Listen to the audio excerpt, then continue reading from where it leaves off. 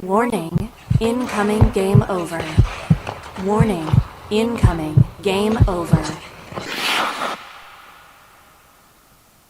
Let's see, are we live? I think we're good to go. Hello, everybody. Welcome to the Game Over Winnipeg's post-game show of tonight's afternoon matchup.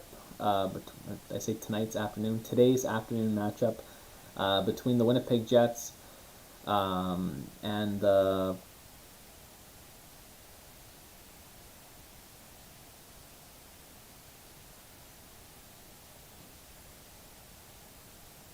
Chicago Blackhawks. I don't know why I had I was paused there for a second, I guess, in my head. Yeah, welcome. Jets Blackhawks just wrapped up. Jets won 4-2. The Jets are the first team in the NHL to get to 20 wins on the season as they move to 20-8. Pretty good record as we kickstart the year. And just a heads up to everybody, check out Hyperdrive Hockey. It's the flagship show of the Game Over Network here. Hyperdrive Hockey, which is all things hockey across various leagues in multiple countries, whatever it is and wherever it is. Max, Daphne, and Kev have you covered for all of your hockey news with a steady dose of fun and fan engagement. You can find Hyperdrive Hockey on the Game Over Network YouTube channel or wherever you listen to your favorite podcasts on the Hyperdrive Hockey page or at the GameOverNetwork.com. I'm still chuckling to myself at I was loading, I guess, in my head there for a second. But as I said, the Jets were 4-2 winners this afternoon over Chicago. That is Chicago. I almost said Columbus, but we play Columbus tomorrow. Not the Jets' best game again. Obviously, we have not been playing good for the last 2 weeks, but this was a step in the right direction, I think, and I think hopefully the Jets can kind of build off this and find their A game again back. And this they showed a lot of glimpses today. They showed some life. The score could have been a lot worse than 4-2. I felt like. I know Chicago scored on really like the few chances that they had this game. That was Alex Vlasic opened the scoring for Chicago on the first shot of the game, 9 minutes in. Gabriel Vilardi tied it a few minutes later with a nice tip in front of the net. He's good for those. That was Gabriel Vilardi's 11th of the year. And then in the dying seconds of the first period, Alex Martinez scored his first as a Blackhawk to put the team up 2-1. And I guess that was kind of all Chicago really did. I felt like getting those 2 goals because they were kind of on their back, their back heels the rest of the night. Niederreiter scored to make it 2-2, a nifty backhand in front of the net. In the second period, as I tweeted on Blue Sky, I felt that was the best period the Jets had played throughout these last 2 weeks, kind of throughout this slump that the Jets seemed to be in. They were just really able to roll kind of line after line and keep momentum going, line after line, shift after shift. Each line was producing, getting chances, getting good puck possession, getting down low in the offensive zone. Brad Lambert missed a wide open net, which I'm sure he's teed off at. And I thought that was going to be his first NHL goal. He looked really good tonight. I think this was Brad Lambert's best game as a Jet. Definitely has played in the second and third period. Was something for Jets fans to get excited about. He had 1 shot and 1 hit today on 12 minutes of ice time, 17 shifts. He looked great. Lambo was great. So it was 2-2 after 2. And in the third period, as I kind of thought, like the way the momentum had shifted in the Jets' favor, the way they were building momentum shift after shift, it was pretty clear that they were going to be able to pull this one out in the third period, and that's what they did. Mark Scheifele scored.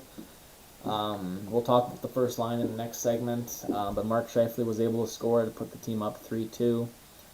Just kind of a free goal in front of the net, and then Mason Appleton scored the empty netter. Mason Appleton's 5th of the year, to put the Jets up 4-2, and that's how the game ended. Hellebuck was, I wouldn't say a little, I don't know if shaky's the word, but Hellebuck wasn't his best and didn't have to be his best tonight. He stopped 12 shots. He stopped 12 of 14 for the win. Then he'll get a break tomorrow for tomorrow's game. Eric Comrie will get in net, and then you'll see Hellebuck again. I assume on Tuesday and Thursday back in Winnipeg against Boston and Vegas.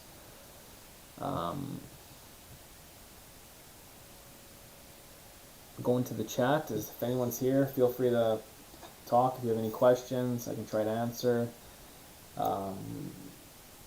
Surprise, surprise, we don't have many viewers. Once again, we've tried to get this show out there on Blue Sky, on Twitter, Instagram. Let's do another ad read here for LaRouche as we go to the second period. So Game Over Network is an independent production which is focused on community, inclusion, and quality people.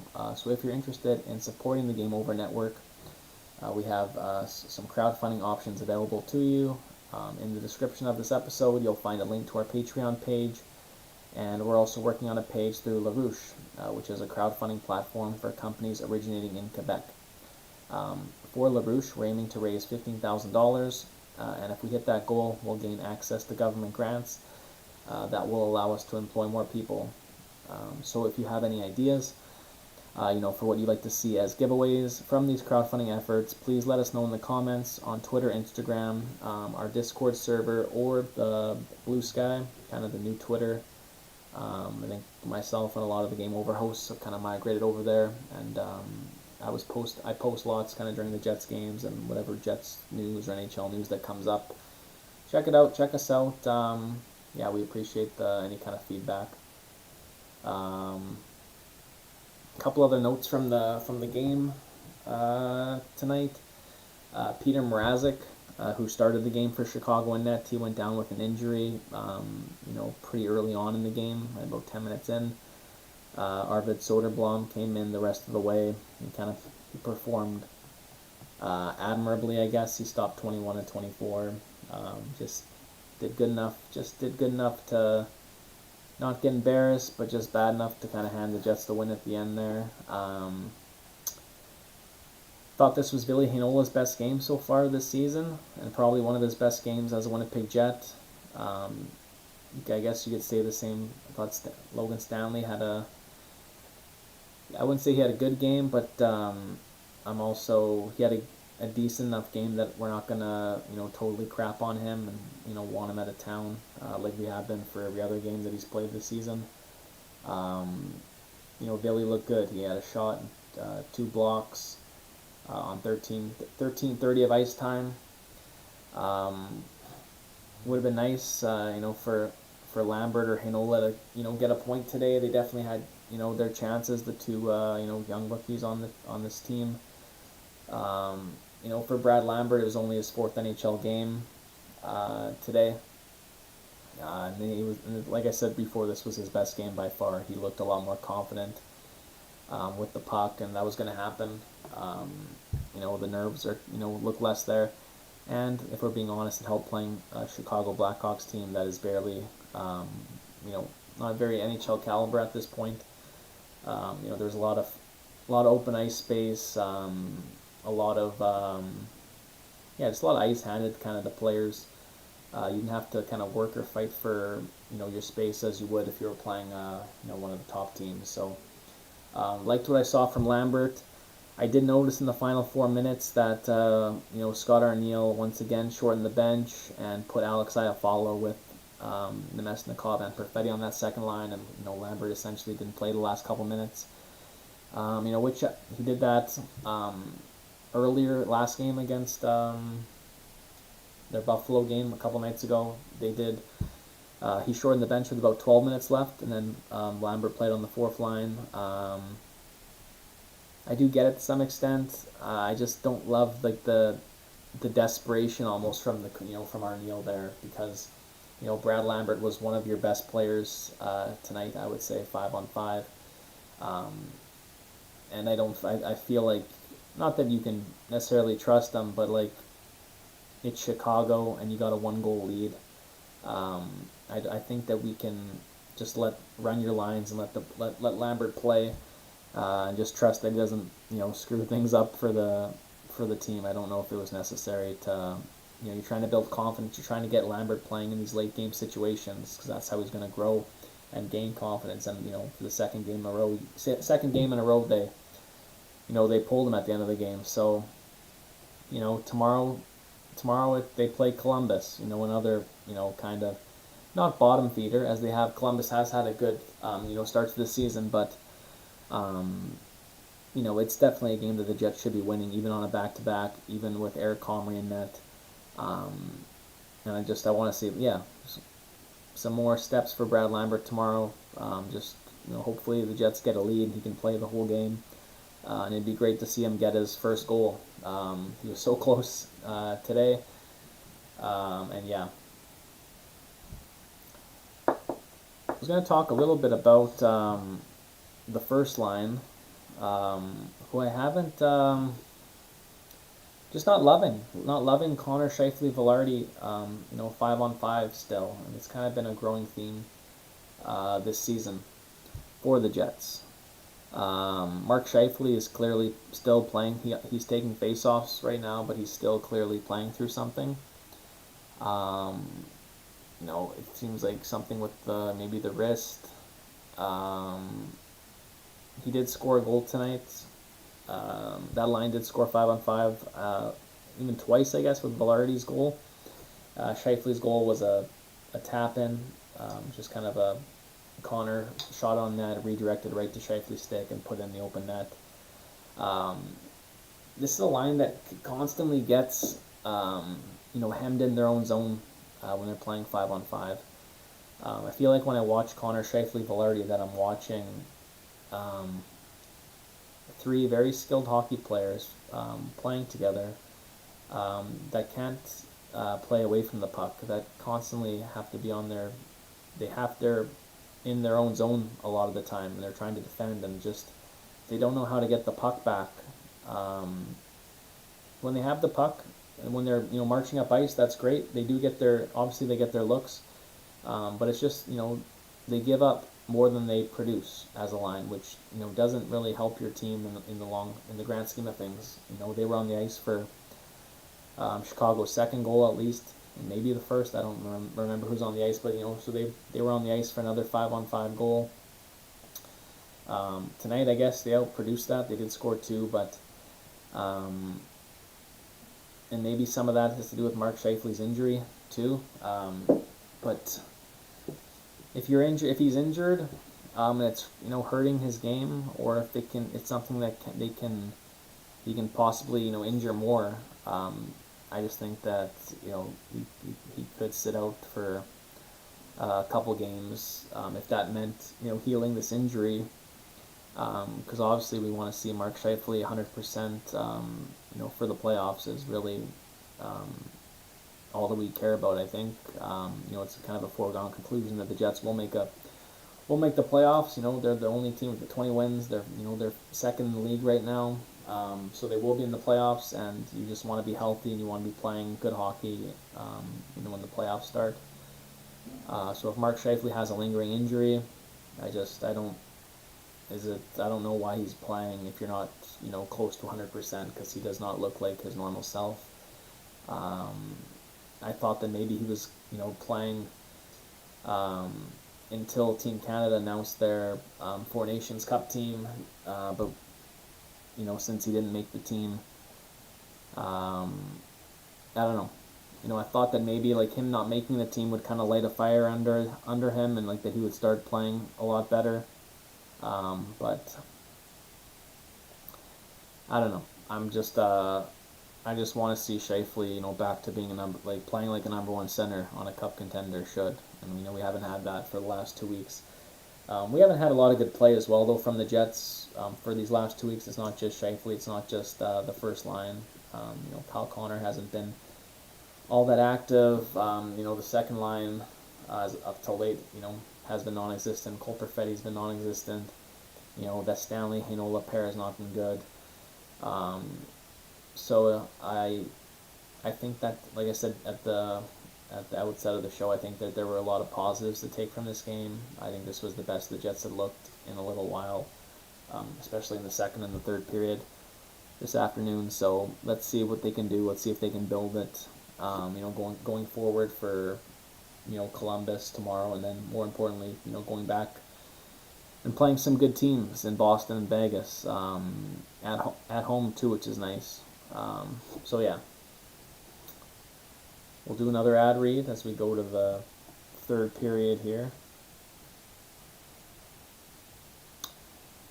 To talk about Game On Winnipeg, which we don't have yet.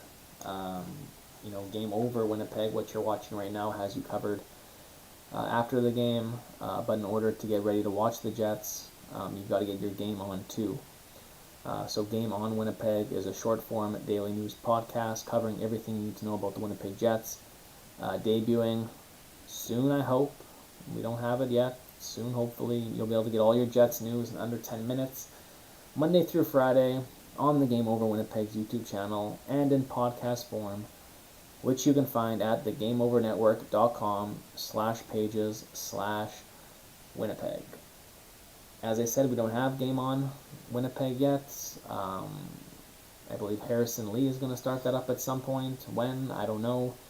We do have Game On for a lot of, if not all, the other Canadian markets with Game Over, so you can check that out and see what it's about. It just kind of gives you a quick hit.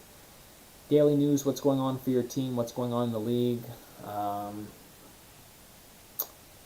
Yeah, check it out. Is there anybody in the chat? Hello, we got a couple people watching. If you're there, ask a question. I can only talk to myself in front of this, in front of a mirror for so long here. Yeah.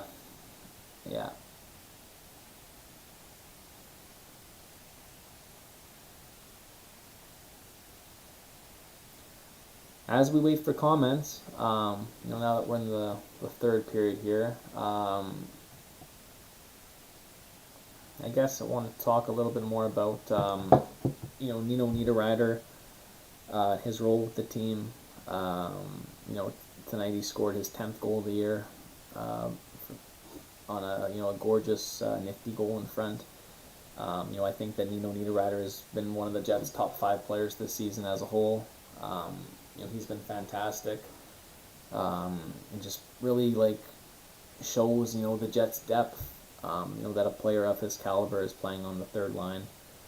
As I talked about, I think on the last show, I think that Nino deserves a bump up in the lineup at times. He could be playing top 6 minutes. I also know that he's got a good thing there with Nino, Lowry, and Appleton. Haven't loved Appleton's game for the last month and a half, 2 months. But Nino Niederreiter is just such a good, Swiss Army knife. I know it's kind of a pun because he's Swiss, but he really does, so many things. He's a driver. He's a power forward. He drives play. Whenever he's on the ice, he's paired so well with Adam Lowry, night in, night out. They have good chemistry. They shut down the other team's top lines every single night. And can also get in on the offense, which he did today. He's a former top 5 NHL draft pick. He's a perennial 20 goal scorer in the NHL, and he's got now 10 goals in 28 games. So at this rate, he's definitely gonna surpass the 20 goal plateau again for about the 6th time in his career. And I wouldn't be surprised if he ended up with at least 25, somewhere between 25 and 30, if he keeps scoring at this keeps putting out this output, I guess. It's just impressive to see. Nino's 32. He re-signed with the Jets. During last season, I think he's a guy that wants to be here. He likes Winnipeg. He's got a good thing going. He's got a good role here. I think he's happy off the ice. He does a lot of, as kind of charity work. He helps out with the Humane Society, loves the dogs, and then I think he also helps coach a True North minor hockey team. So he's trying to get pretty involved in the community, which is great to see. And it's also great to see how he's been looking on the ice. So I wanted to give just a lot of credit for Nino. He's I'm not going to call him a journeyman, but he's a player that's long been serviceable in the NHL as a top 6 player. He was top 6 in Carolina for a long time, top 6 in Minnesota, and kind of when he first came to Winnipeg, I know that he played on the first line and on the second line briefly for a bit, when he first got here, but the majority of his time with the Jets for at least all of last season, all of this season, he's been a third line player. And for some, that might have been seen as a, taking a step back. But in Nino's case, it's almost like taking a step forward. The Jets' third line is, really the second line for the minutes they play. Obviously Nino's not playing with, some similarly skilled offensive talent on his line. But he still produces offense. He produces more offense than you'd think, when you play with Lowry and Appleton. So I've always thought, that if someone was going to get a bump up, to play, on the first line with, if they ever do break up Connor and Scheifele, I think that you could throw Nino on a line with Scheifele, and I think you'd see Nino Niederreiter, produce more. So yeah, that's something that I just like to see. If duty calls, like if there's an injury or something like that, Nino could get a bump up, and he could more than hold his own. But at the same time, he's doing a hell of a job where he is right now, and maybe you don't want to split that up. I don't know. It's clear the Jets have no intentions of splitting that up unless injuries kind of take over. So we'll go to overtime. We'll do another ad read. We'll put the merch up on the screen for all you guys everybody to check it out. What better way to support something you love than by rocking it as clothing?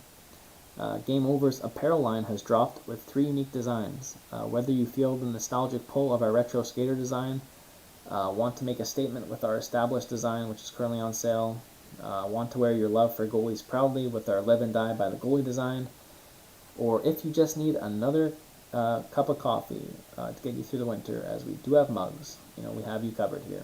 Designed by Brady Chalice from Game Over Winnipeg, who I got a bit of a bone to pick with. I'm not going to say it I'm not going to talk on the stream, but got a bit of a bone to pick with Brady Chalice. You can use the QR code on the stream now and take a look through our apparel store and help us rebuild local sports media in Canada while repping your community. Leave that up there. There's a lot, it is kind of Christmas season. I wonder if the Canada Post, delays might delay the shipments of Game Over apparel. I don't know, but still order away anyway. I think the strike is hopefully ending soon. And yeah, please check it out. I'll get that off. Is there anything going in the chat? Oh, we do have one message from Pelle Lindbergh, the late Pelle Lindbergh. He was a great Philadelphia Flyers goalie who died in a car accident at the kind of the peak of his career. Obviously, that's not Pelle Lindbergh, but someone who's remembering him, I guess. So, hello, Pelle. He says, "Is this the end of Stanley Heinola?" I assume you mean as a pairing, as a defensive pairing. One would hope. I did feel like this was their best game together.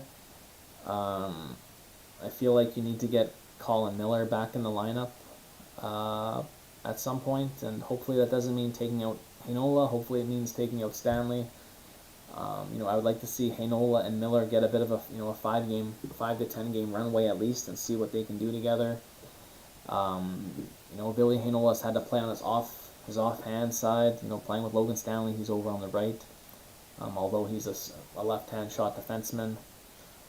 So yeah, we hope this is the end of Stanley Heinola, but knowing the Jets, I'm sure that we'll see them back together tomorrow against Columbus. I'll have to listen to see comments from Scott Arniel, what he thought of the game, what he thought of them, of the team, but I think that they want to give Stanley and Heinola more runway to see what they can do. They're both still considered young players, and they just want to see what they can how they can produce at the NHL level. I don't think that it's going to be a pairing for the playoffs or anything like that. I highly anticipate the Jets to make some deadline moves for one or two defensemen. If they want to be a cup contender at this point. So yeah, I think a lot of Jets fans are hoping it's the end of Stanley Heinola. Let's see what happens. Let's just go from, we'll go from tomorrow's game and go from there. So with that, we'll start the wrap up here. So we will be back. I will be back for tomorrow after tomorrow's game. It's another kind of early one, Sunday night. It's a 5 o'clock start at home against the Columbus Blue Jackets, where the Jets will hope to make it, be the first team to get to 21 wins, go to 21-8 on a back-to-back. Eric Comrie will be in the Jets net. You can join myself and likely Braden. We haven't seen Braden for a while, but I believe I'll be doing the post-game show from the family's house. Having a family dinner on Sunday, so you might see myself and Braden do the show together tomorrow, if I can kind of coax him into it. Yeah, so about 5 minutes after the game ends, you can find us here again on the Game Over Winnipeg YouTube channel. The game's at 5, so probably around 7:45 Central. The link will be posted on Blue Sky, on Twitter, and all that stuff. Yeah, and we hope to see you there. So take care, everybody. Good win for the Jets, 20 wins, and we'll see you tomorrow. Peace.